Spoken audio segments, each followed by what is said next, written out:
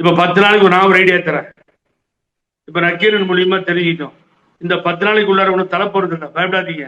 செங்கோட்டையனுக்கு பயம் ஜாஸ்தி, பயப்பட வேணாம். அவர் அண்ணா ஓபிஎஸ் சந்திக்க சொல்லுங்க ஒரு இடத்துல கூடி. அவங்க சின்னம்மான்னு சந்திக்கலான்னு அந்த அம்மா சும்மா உட்காந்து வாயில பேசிட்டு இருக்காங்க. அவங்கள கூப்பிட சொல்லுங்க. ஒன்னு ரெண்டாச்சு.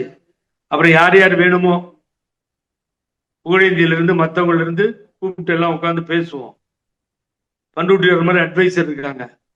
பேசி கலந்து முடிவு பண்ணிக்கிட்டோம். 10வது நாள் வராரா இல்லையா பார்க்கட்டும், அப்புறம் அனௌன்ஸ் பண்ணிட்டோம். ஏன் மற்றவங்களை நீங்க பார்க்க மாட்டேன்றீங்க? ஏன் போன் எடுக்க மாட்டேன் செங்கோட்டையன்?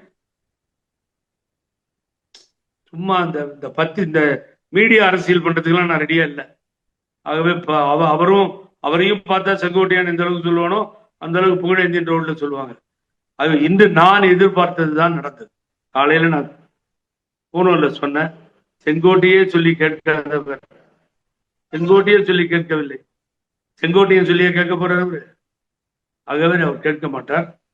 அந்த பக்கம் இருந்து உங்களுக்கு பாசிட்டிவா பதில் வராது. அதனால இந்த பக்கம் எடுக்கிற முடிவு போய் சேராது. அதனால அந்த முடிவுக்கு தயாராக இருக்க வேண்டும்.